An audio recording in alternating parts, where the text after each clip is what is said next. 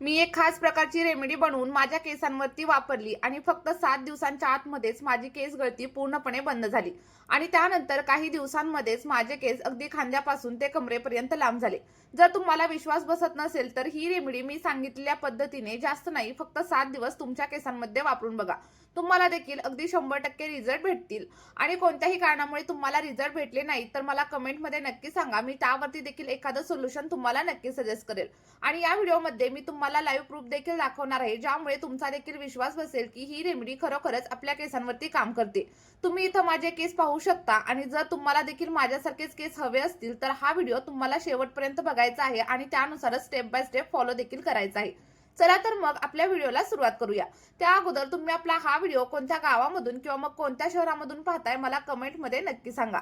बघा, आपली ही रेमेडी बनवण्यासाठी सर्वात अगोदर आपण इथे जास्वंदाच्या पानांचा वापर करणार आहोत. जास्वंदाची पानं आपल्या केसांसाठी खूप जास्त फायदेशीर असतात, कारण यामध्ये भरपूर प्रमाणात व्हिटॅमिन ए, व्हिटॅमिन सी आणि अॅमिनो ऍसिड्स असतात, जे आपल्या केसांसाठी खूप चांगले असतात. जेवढे पण मोठमोठे ब्रँड्स आहेत किंवा मोठमोठ्या कंपन्या आहेत त्या सगळ्या आपल्या प्रोडक्ट्समध्ये, आपल्या साबणांमध्ये आणि सोबतच आपल्या शॅम्पूमध्ये जास्वंदाचा वापर करतात, ज्यामुळे त्यांचे प्रोडक्ट्स आपल्या केसांवरती अगदी व्यवस्थित असे काम करत असतात. कारण जास्वंदाची पानं ही एक अशी गोष्ट आहे जी तुम्ही केसांमध्ये वापरायला सुरुवात केली तर तुमच्या केसांची थांबलेली वाढ देखील पुन्हा सुरू होईल. आणि जर तुम्हाला हेअरफॉल देखील खूप जास्त प्रमाणावरती होत असेल तर तुमचा हेअरफॉल अगदी कायमचा बंद होण्यासाठी मदत होईल. आणि तुम्हाला हे तुमच्या केसांमध्ये कशा प्रकारे वापरायचं आहे आणि किती प्रमाणात वापरायचं आहे ह्या सगळ्या काही गोष्टी मी व्हिडिओमध्ये तुमच्यासोबत शेअर करणार आहे. त्यामुळे व्हिडिओ स्किप वगैरे करू नका, तर शेवटपर्यंत व्यवस्थित बघा. बघा, ही रेमेडी बनवण्यासाठी सर्वात अगोदर आपल्याला साधारणतः एक मूठभर एवढी ताजी अशी जास्वंदाची पानं घ्यायची आहेत आणि ती व्यवस्थित अशी धुवून घ्या. आणि त्यानंतर आपण आणखी एक महत्त्वाचा असा घटक याच्यामध्ये ऍड करणार आहे आणि ती म्हणजे कढीपत्त्याची पानं. बघा, कढीपत्ता देखील आपल्या केसांसाठी खूप जास्त फायदेशीर मानला जातो आणि अनेक साऊथ इंडियन महिला आपल्या केसांमध्ये जास्तीत जास्त प्रमाणात कढीपत्त्याचा वापर करतात आणि म्हणूनच त्यांचे केस इतके जास्त लांब, घनदाट आणि मजबूत असतात. तुम्हाला काय करायचंय, साधारणतः 3 ते 4 एवढी कढीपत्त्याची पानं घ्यायची आहेत आणि त्यामधील जी काही छोटी छोटी पानं आहेत ती सेपरेट करून घ्या. तुम्हाला कढीपत्त्याची पानं देखील स्वच्छ अशी धुवून घ्यायची आहेत. आणि आता हे दोन्ही घटक आपल्याला एका मिक्सरच्या जारमध्ये म्हणजेच मिक्सरच्या भांड्यामध्ये ऍड करायचे आहे.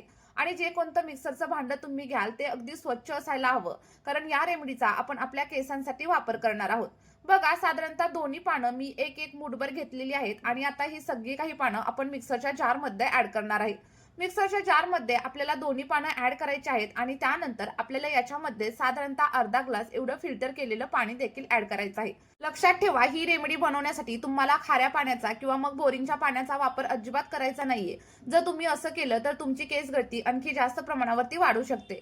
तुम्ही पिण्यासाठी जे कोणतं पाणी वापरत असाल त्या पाण्याचा वापर आपल्या या रेमेडीमध्ये केला तरी देखील चालेल. बघा, आता हे सगळं काही मिश्रण आपल्याला व्यवस्थित असं 1 ते 2 मिनिटांसाठी ग्राइंड करून घ्यायचं आहे आणि त्यानंतर आपली फाईन अशी पेस्ट इथं रेडी होईल.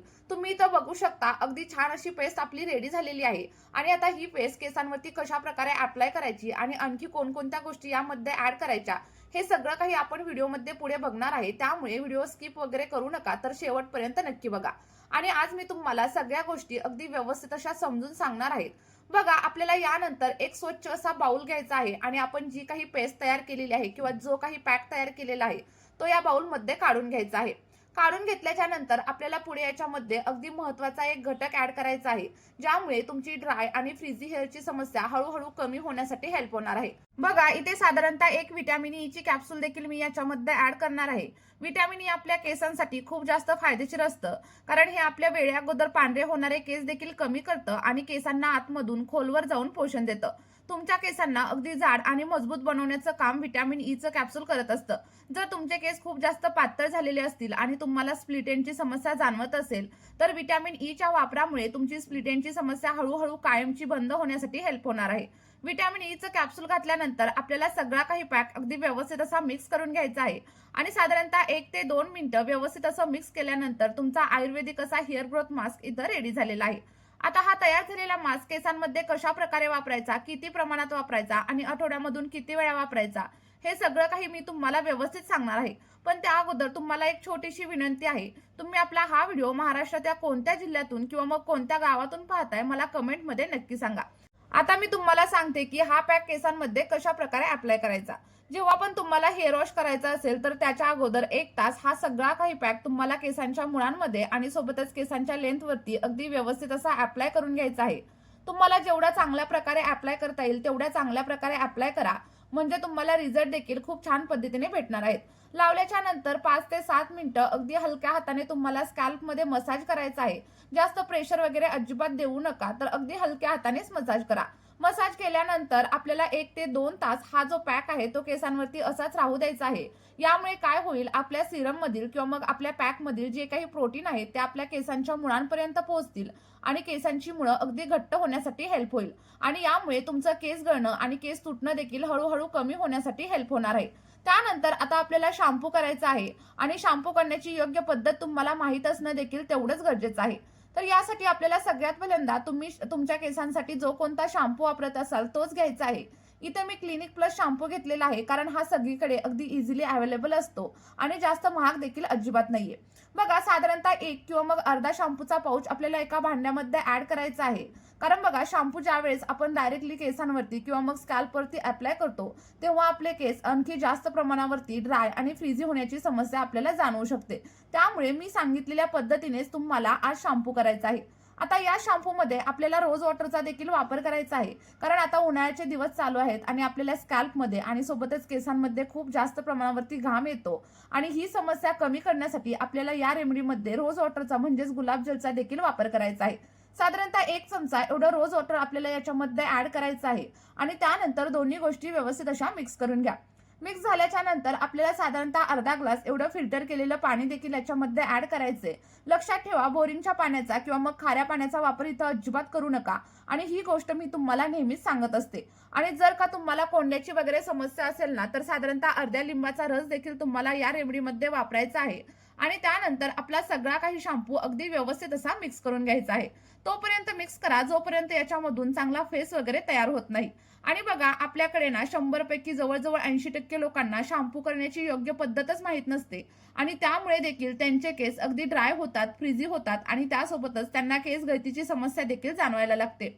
जर तुम्हाला तुमचे केस अगदी हेल्दी बनवायचे असतील आणि त्यासोबतच केस गळती देखील कायमची बंद करायची असेल, तर मी सांगितलेली शॅम्पू करण्याची पद्धत तुम्ही नक्की वापरून बघा, कारण मी देखील याच पद्धतीने शॅम्पू करते आणि याचे मला देखील खूप छान असे रिझल्ट मिळत असतात आणि त्यामुळेच ही पद्धत मी तुमच्यासोबत देखील शेअर करत आहे. तर बघा, तुम्हाला सगळ्यात पहिल्यांदा काय करायचंय, जे काही आपण पॅक तयार केलेला होता तो पॅक केसांमध्ये अप्लाय करायचा आहे. अप्लाय केल्याच्या नंतर 1 ते 2 तास पॅक केसांमध्ये तसाच राहू द्या आणि त्यानंतर आपल्या या शॅम्पूने तुम्हाला हेअर वॉश करायचा आहे. आणि हेअर वॉश करताना अगदी साध्या पाण्याचा वापर करा. जास्त गरम पाण्याचा वापर वगैरे केसांवरती अजिबात करू नका, नाहीतर तुम्हाला ड्राय हेअरची आणि सोबतच फ्रीझी हेअरची समस्या हळूहळू जाणवायला सुरुवात होईल. आठवड्यामधून फक्त 2 ते 3 वेळा जर तुम्ही आपल्या या रेमेडीचा वापर केला तर अगदी 2 ते 3 महिन्यांमध्येच तुमच्या केसांच्या सगळ्या काही समस्या हळूहळू कमी होण्यासाठी तुम्हाला हेल्प होणार आहे. चला तर मग मी सांगितलेली ही रेमेडी तुम्ही देखील नक्की ट्राय करून बघा आणि तुम्हाला जे काही रिझल्ट भेटतील ते व्हिडिओच्या कमेंट बॉक्समध्ये शेअर करायला अजिबात विसरू नका. व्हिडिओ तुम्हाला थोडा जरी आवडला असेल किंवा मग थोडा जरी हेल्पफुल वाटला असेल तर व्हिडिओला एक लाईक करा आणि चॅनलवरती जर तुम्ही नवीन असाल तर चॅनलला सबस्क्राईब केल्याशिवाय अजिबात जाऊ नका. या व्हिडिओमध्ये आपण इथेच थांबूया. भेटूयात अशाच एका नवीन व्हिडिओमध्ये आणि एका नवीन अशा नैसर्गिक रेमेडी सोबत. व्हिडिओ शेवटपर्यंत पाहिल्याबद्दल खूप खूप धन्यवाद. बाय.